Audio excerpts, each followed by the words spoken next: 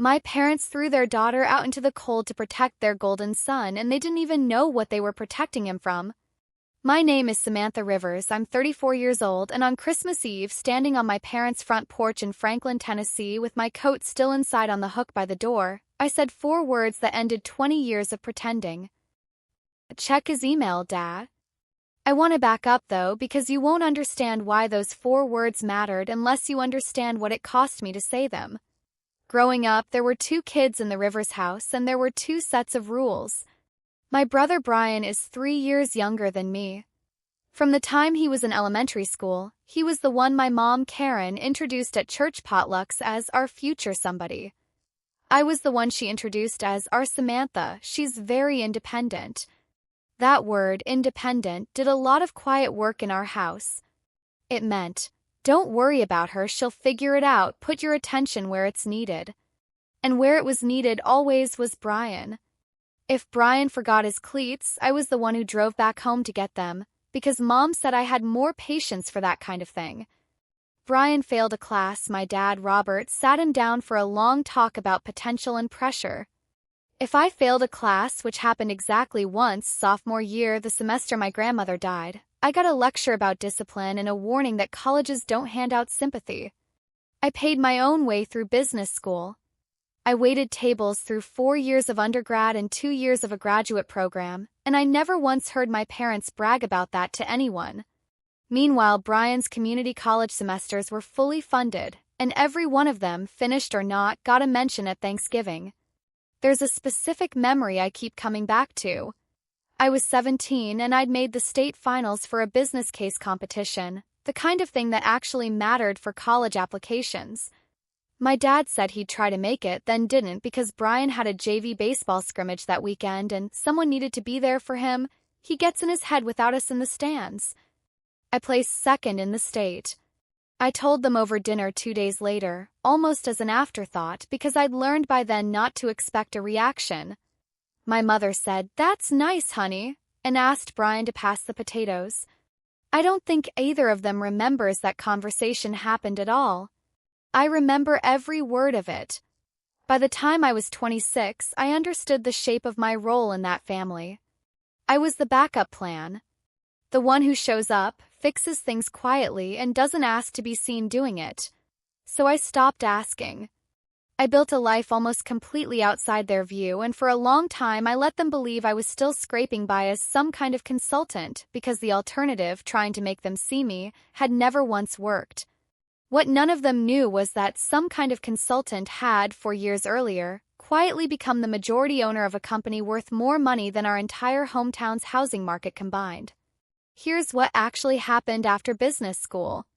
I took a job at a logistics analytics firm in Charlotte, hated how it was run, and started sketching out a better version of it on hotel notepads during work travel. 28, with $11,000 of savings and a business partner I'd met at a conference, I founded Meridian North Solutions, a supply chain analytics firm that helps mid-size manufacturers stop losing money on freight they don't even realize they're overpaying for.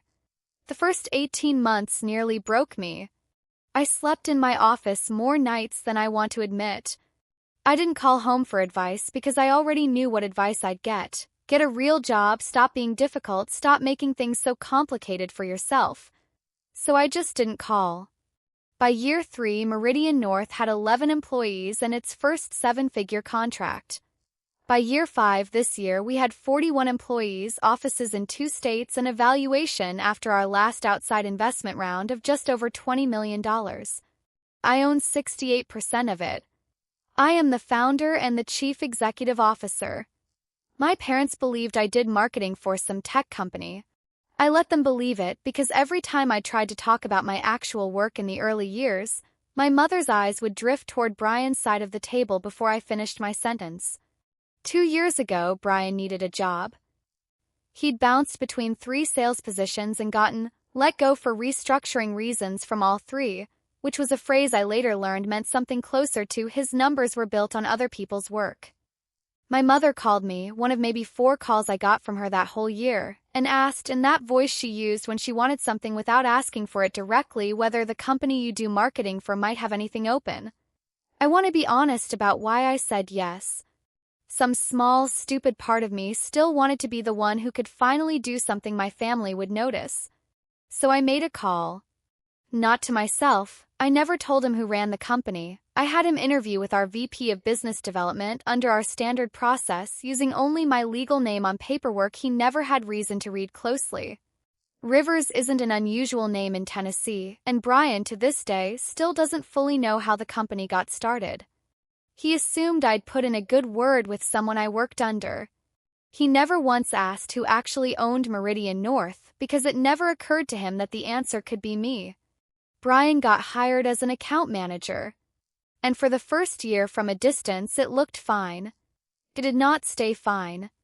And the first person to notice wasn't me. It was a 26-year-old analyst named Priya Chandran, and what she found in a routine expense audit is the thing that eventually brought my whole family's Christmas Eve down around them. Priya worked in our finance department 2 floors below where Brian sat. Her job that quarter was reconciling vendor invoices against the deals they were attached to. She flagged something odd to her manager. A vendor called Clear Line Advisory kept showing up on deals that Brian had closed, always for strategic consulting fees, always right around the time those deals were signed, and always for suspiciously round numbers. Her manager brought it to our VP of Operations, a steady, careful woman named Denise Okafor who has been with Meridian North since year 2. Denise did what a good operator does. She quietly pulled every contract Brian had touched in 18 months before saying a word to anyone above her. What she found took her 3 weeks to fully untangle. Clear Line Advisory wasn't an outside consulting firm doing legitimate strategy work. It was a 2-person shell registered by a college friend of Brian's, doing essentially nothing except invoicing Meridian North for vendor coordination on deals Brian was already required to close as part of his normal job. Brian had been quietly steering client contracts toward terms that triggered these consulting fees, then splitting the money with his friend on the other end. And it got worse. When Denise pulled Clear Line's own filings, public records, nothing exotic, she found that the company had been capitalized 18 months earlier with an $80,000 loan. The lender listed on that paperwork was Robert and Karen Rivers. My parents had put up $80,000, most of what they had left after paying off their mortgage, to help their son quietly fund a fake consulting company that was skimming money from a business they didn't even know their daughter owned. I don't think they understood what they were funding. I think Brian told them it was an investment opportunity a friend brought him, the way he told them everything, vaguely, confidently, with just enough detail to sound legitimate and not enough to survive questioning. They gave him the money the same way they'd always given him things, because he asked, and because asking was something Brian had always been allowed to do without consequence. There was a second thing Denise found buried in Brian's email, something even Priya hadn't caught, and it was the piece that would end up being harder for my parents to hear than the money ever was. Brian had been telling 3 of his largest clients that he held signing authority he did not actually have, describing himself in emails as acting regional director and promising service commitments Meridian North had never approved. One client, a mid-size furniture manufacturer in Georgia, had structured an entire shipping contingency plan around a guarantee Brian invented on the spot in a meeting, just to close the deal faster and look impressive doing it. When that guarantee couldn't be honored, the client's operations manager called our real business development VP, furious, asking why the acting regional director had never mentioned that he needed sign-off from anyone at all. That call is what finally put the whole file on my desk. Not Priya's audit line by line, that took weeks to build a paper trail. It was one client on the phone asking a simple question that exposed how much Brian had been performing a title that didn't exist. I read that file alone at my kitchen table on a Tuesday night in early December. I sat there for a long time. Not because I was shocked that Brian had lied. Some part of me had always suspected he cut corners, the way people who've never faced consequences tend to. I sat there because of the $80,000. Because somewhere in my parents' retirement savings was money they'd handed my brother without one single question, the same amount roughly that I'd once asked to borrow for a security deposit at 23 and been told gently that they just didn't have it to spare right now. I had a decision to make that had nothing to do with company policy. Do I let human resources handle this the normal way, quietly, the way every other employee's misconduct gets handled? Or do I let my family walk into Christmas still believing Brian was about to be promoted to vice president? I chose the normal way. That's important because it says something about who I decided to be in this story.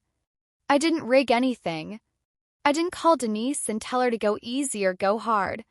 I told her to run it exactly the way we'd run it for anyone else. Full investigation, documented findings, a termination decision made by HR and legal, not by me. I recused myself from every meeting about it. I wanted badly for this not to be about me finally getting to win something. I wanted it to be about what was true. The investigation closed on December 22nd. Termination was approved, effective immediately, with our HR system queued to auto-send the official notice at 9 a.m. on December 25th, Christmas morning. Nobody planned that timing. HR simply finishes things on the schedule HR finishes things on, and the queue had been backed up since before the holiday. My parents had no idea any of this was happening. As far as they knew, Brian had a performance review coming up in January that was, in his words to them, basically a formality before VP. He'd been telling them that for weeks. He believed it himself. That's the thing about people who've never faced consequences. They don't just lie to everyone else. Eventually, they stop believing consequences apply to them at all. I almost didn't go to my parents' house that Christmas Eve. Some instinct told me to stay home and let the letter land on its own, without me anywhere near it. I went anyway because some part of me still wanted one more time to sit at that table as their daughter instead of as anyone's CEO. The house smelled like cinnamon and my mother's ham the second I walked in, and for about 40 minutes it was almost nice. My dad asked about my drive. My mom asked if I was seeing anyone, in the tone she used when she already suspected the answer was no and wanted me to say it out loud. Normal. Familiar. The kind of normal I'd learned to survive by keeping my sentences short. Then Brian arrived, 45 minutes late, and the whole room's temperature changed the way it always did when he walked in. Warmer, brighter, like someone had turned up a dimmer switch that only responded to him. My mom hugged him twice. My dad poured him a drink before he'd even sat down. "So," my dad said, settling back into his chair with the particular pride he reserved only for Brian, "tell your sister the news." Brian grinned and said the words vice president like he was trying them on for size in front of an audience. He said his review in January was pretty much a rubber stamp at this point. My mother actually clapped. My father raised his glass. Nobody asked me a single question about my company that night, which was fine because I hadn't planned on answering honestly anyway. What I didn't know yet, what none of us at that table knew yet except me, and even I didn't know the timing, was that 31 minutes away in an empty office building, an automated system was queued to send Brian's termination notice at 9 the next morning. Christmas morning. HR scheduling doesn't care what holiday it is. Dinner went fine until my mother asked, out of nowhere, whether I was still doing that marketing thing, or if I'd found something more stable yet. I said I was doing well. She said, in the voice she used when she wanted to sound supportive while saying something else entirely, "That's good, Sam. Not everyone's built for the kind of thing your brother is about to step into." Brian didn't correct her. He smiled into his glass. I felt something in me go very still and very quiet, the way it does right before you finally stop absorbing something you've been absorbing your whole life. I looked around that table, the good china my mother only used twice a year, the candles Brian had picked up at the last minute and gotten credit for thinking of everyone, my father's glass already refilled for the third time in Brian's honor, and I thought about the 22-year-old version of me who used to leave dinners like this and cry in her car in the driveway before she even had the engine started. I didn't feel like crying anymore. I felt like I was watching a play I already knew the ending to, except this time, for once, I actually did. And that's when Brian, riding the high of the whole table's attention, decided he wanted one more thing before the night ended. He wanted me gone. I still don't fully understand what set him off. Maybe it was that I hadn't performed enough excitement for him.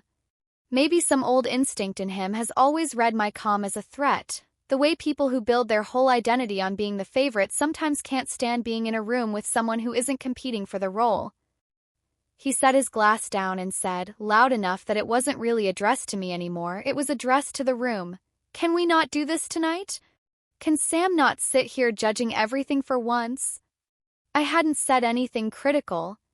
I'd said maybe 6 sentences the entire meal. But my mother, without missing a beat, turned to me instead of to him. "Sam, honey, maybe you should let your brother have his moment. You always do this." I asked what exactly I always did. "Make things about you," Brian said. "You always have. Even now, sitting there all quiet like you're better than this." My father nodded slowly, the way he did when he'd already decided who was right before anyone finished talking. "Maybe it's best if you head out, Sam. Let's not ruin Christmas Eve." I want you to sit with that sentence for a second because I did. Head out. On Christmas Eve. Not because I'd raised my voice, not because I'd said one unkind thing about my brother, I hadn't said anything about him at all, but because my presence, my calm, my simple existence in a chair near his spotlight had become, in that house, something that needed to be removed. I got my coat. Nobody stopped me. My mother didn't even walk me to the door. I stood on the porch in 28-degree air, the porch light throwing a thin yellow circle around me, and I heard the deadbolt turn behind me before I'd even reached the steps. And that's when I turned around, knocked once, and when my father opened the door with that same tired, disappointed look he'd been giving me since I was 14, I said the only thing I had left to say. "Check his email, Dad. Tomorrow morning. 9 a.m. You'll understand." I didn't explain further. I didn't raise my voice. I got in my car and I drove home in silence, and for the first time in my adult life, I didn't cry about anything that happened in that house. I just felt strangely, completely calm. If stories like this one about the family you sacrifice for and the moment you finally stop, hit something real for you, hit subscribe so you don't miss the next one here on Silent Revenge. This channel is full of stories about people who finally stopped protecting the people who never protected them. I don't know exactly how Christmas morning unfolded in that house because I wasn't there. But my mother called me at 9:47 a.m., and her voice on that call is something I'll remember for the rest of my life. She'd opened Brian's email on the shared family laptop. Apparently, he'd left himself logged in on their home computer weeks earlier and never thought to check it because why would he? Nothing had ever caught up to him before. At 9 a.m. sharp, an automated notice from Meridian North Solutions Human Resources landed in his inbox. Notice of termination, effective immediately. Grounds: undisclosed conflict of interest, misrepresentation of signing authority, and improper vendor relationships in violation of company policy. My mother read 3 lines of it out loud to my father before either of them understood what they were looking at. Then, near the bottom of the letter, in the standard closing language HR uses on every termination notice at our company, was a line identifying the approving authority for the decision: Samantha Rivers, Chief Executive Officer and Majority Shareholder, Meridian North Solutions. My mother said my name into the phone like she was asking a question she already knew the answer to. "Samantha, is this your company?" I said yes. There was a long silence. Then she asked how long. I told her. 6 years since I'd started it, for since it had become what it is now. She asked why I'd never told them. I told her the truth, that I'd tried early on in small ways and it had never once landed as anything worth their attention, so eventually I'd stopped trying to make room for something they'd already decided wasn't there. I could hear my father in the background, asking her to repeat what the letter said, then asking her to repeat it again, like the words might rearrange themselves into something less final on a third read. I heard him say quietly, not really to her, "Vice President." He told us Vice President. There was a long pause on the line, the kind where you can hear a house get very still around 2 people. Then my mother said, almost to herself, "The pottery mug is still in the cabinet. I moved it behind the good ones years ago." I didn't understand what she meant yet. I would eventually. My father got on the phone next. He didn't apologize right away. I don't think he had the vocabulary for it yet. My dad has never been a man who apologizes quickly. He circles it first, the way he circles a parking spot he's not sure about. He asked practical questions instead. How big is the company? How many people work for you? Is this something real, Sam, or is there some kind of mistake? I told him it was real. $20 million real. 41 employees real. 6 years of not sleeping and not calling home for help real. Then he asked the question I'd been waiting for, the one that told me everything about where his head actually was. Can you fix this? For Brian? Whatever this is, can you make it go away? I said no. I explained as calmly as I could that I had recused myself from the entire investigation specifically so that no one could ever ask me that question and expect a different answer than the one HR and legal had already reached independent of me. I told him Brian had misrepresented authority, he didn't have to real clients with real consequences, and had funneled real company money to a shell business partly funded by their own $80,000. I told him this wasn't a misunderstanding to smooth over. It was the actual documented truth about what their son had been doing for 2 years while they told everyone at church he was about to make vice president. My father was quiet for a long time. Then he said something I'll carry for a while. We should have asked you more questions. About your life. We never really did. Brian called me twice that day. I let both calls go to voicemail. On the second one, his voice had lost all of the confidence from the dinner table the night before. He said I'd set him up, that I'd let him take that job knowing it would end like this, that this was somehow about me proving something. I understand why, in the moment, that story felt easier for him to tell himself than the alternative, that nobody set him up at all. He built every part of what happened to him, one invented title and one shell company at a time, and the only thing I ever actually did was decline to protect him from the consequences everyone else in that company faces without a family member owning 68% of it. I didn't call him back that day. I didn't call him back for a while. When I finally did, about 2 months later, he didn't apologize either. He asked if I could put in a word somewhere for him, at a company that wouldn't have all this history. I told him I wasn't going to be the person who smoothed his path anymore, not into a job, not out of one, not ever again. He got quiet on the other end of the line, and for a second I almost recognized something honest in that silence, like maybe for the first time some small part of him understood that the safety net he'd never had to think about had actually been a person the whole time, and that person had just stepped back. People ask me when I tell this story now whether I felt vindicated, whether some part of me enjoyed it. Finally being seen, finally winning after 20 years of being the independent one nobody worried about. Honestly, the answer is more complicated than that. I didn't feel triumphant. I felt tired in the specific way you feel tired after putting down something heavy you didn't realize you've been carrying your entire life. I want to be clear about something because it matters to how this story ends. I never used my company, my authority, or my money to punish Brian beyond what an ordinary employee in his position would have faced. I also never used any of it to save him. Both of those choices came from the same place. I was done being the one who managed the consequences in that family, the one who smoothed things over, drove back for the forgotten cleats, absorbed the lecture nobody else got. Brian's mess was, for the first time in his life, entirely his own to carry. I let it be his. My parents' $80,000 was gone. Clearline Advisory's assets were seized as part of the fraud findings, and what little remained went to the clients Brian had misled, not back to my parents. That loss is real, and it's theirs to sit with, the same way every choice they made about which of their children to invest in, literally and otherwise, is theirs to sit with now. I found out later from my mother that Brian moved back into their guest room for a few months after he lost the job, and that he still hasn't found steady work. Some part of me used to think that news would feel satisfying. It didn't. It just felt like the natural weight of gravity finally reaching the ground, after 20 years of somebody holding it up with both arms so it never had to land.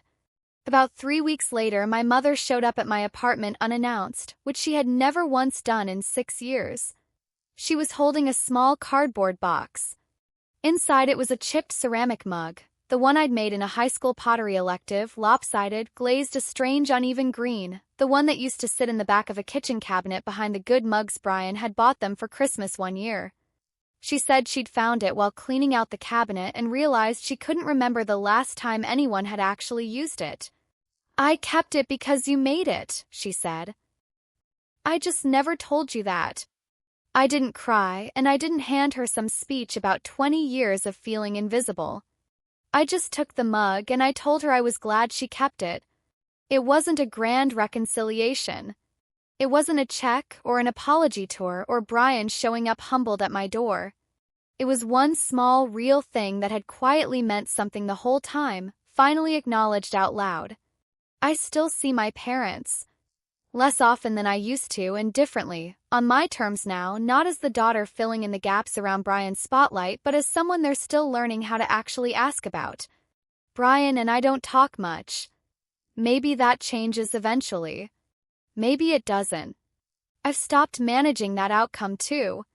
What I know for certain is this: I am no longer the difficult daughter who has to disappear so the golden child can shine. I built something real entirely on my own while they weren't watching. And when the truth finally walked through their front door, on the one night they tried hardest to shut me out of it, it didn't need me to raise my voice. It just needed them to check his email. Last month, my mother asked if she could come see the office sometime if that was something I'd actually want. I told her yes. I meant it too, which surprised me almost as much as it seemed to surprise her. I don't know exactly what our relationship looks like from here. But for the first time in my life, I'm not the one doing all the work to hold it together.